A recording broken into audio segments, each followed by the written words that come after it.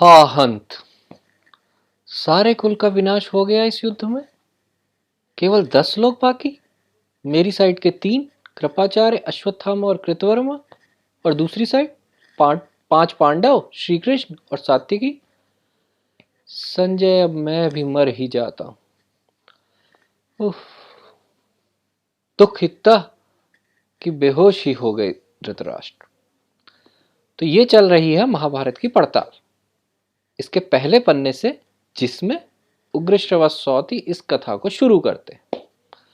थोड़ा background check के साथ आप सुन चुके हैं उस पेज तक जिसमें इसका मेन प्लॉट एक ट्रेलर के जैसे पेश हुआ, जुए और युद्ध के जिक्र के साथ।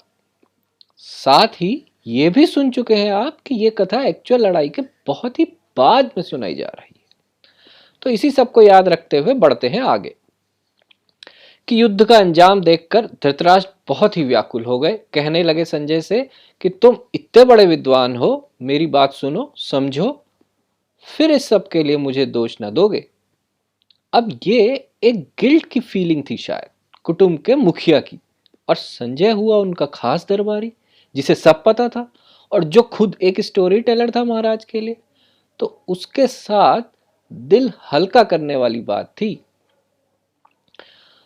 तो दुख में डूबते उतराते होश और बेहोशी के आलम में बोले धृतराष्ट्र कि मैं तो ये लड़ाई बिल्कुल नहीं चाहता था।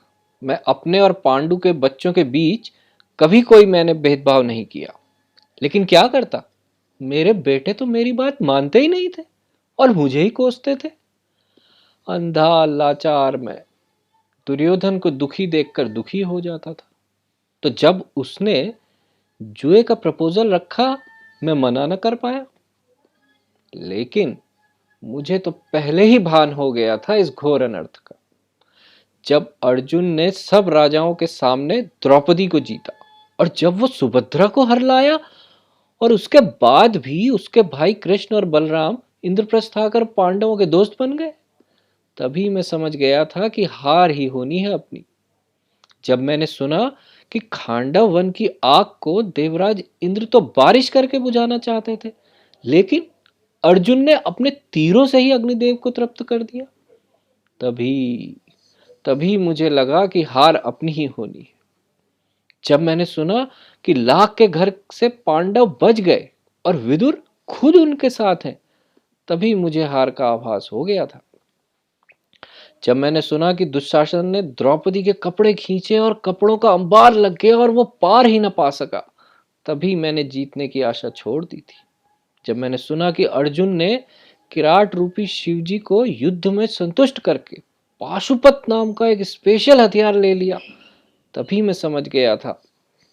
जब मैंने सुना कि अर्जुन ने स्वर्ग में जाकर इंद्र से ट्रेनिंग ली और कालके और पौलम नाम के असुरों को हरा दिया और फिर उसे दिव्यास्त्र भी मिल गया, तभी मुझे हार का भान हो गया।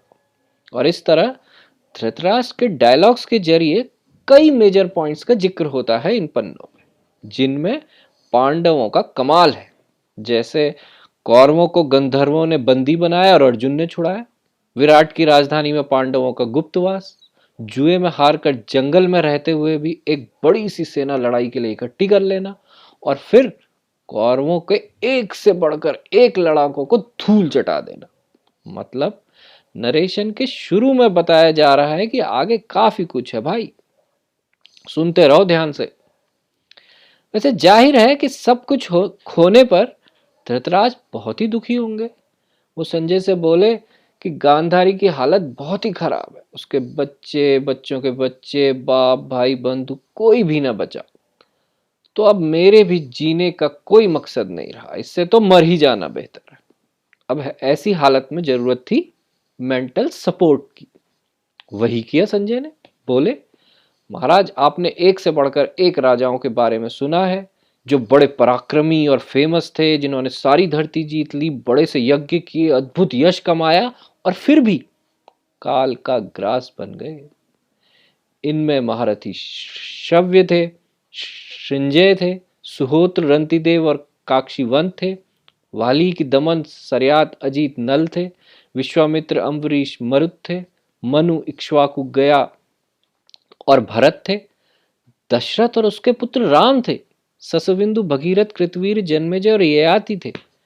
इन 24 महान राजाओं के बारे में नारद जी ने राजा श्वेत को बताया था जब उनके बच्चों के गम में वो बहुत दुखी हो गए थे।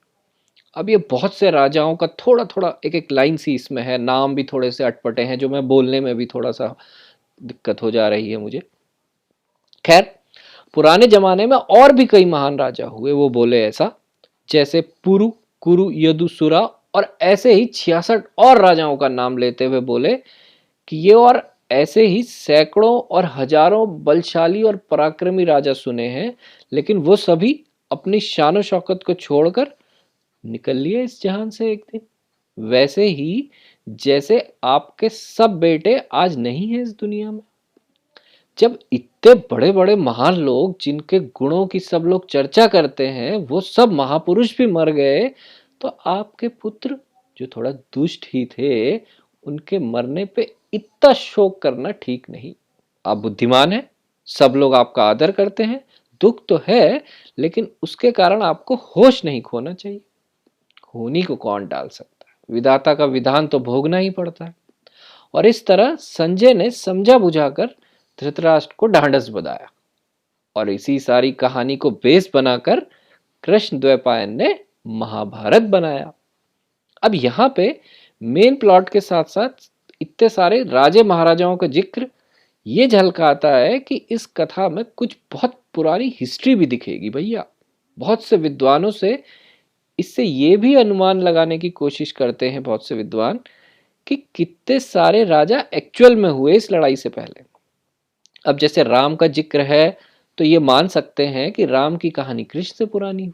खैर, ये सब इंट्रो देकर उग्रश्रवस सौती बोले कि जो इसके एक श्लोक का भी अध्ययन करता है उसके सब पाप मिट जाते हैं, और जिसने थोड़ा ज्यादा पढ़ समझ लिया वो तो दुख परेशानी सबसे परे ही हो गया।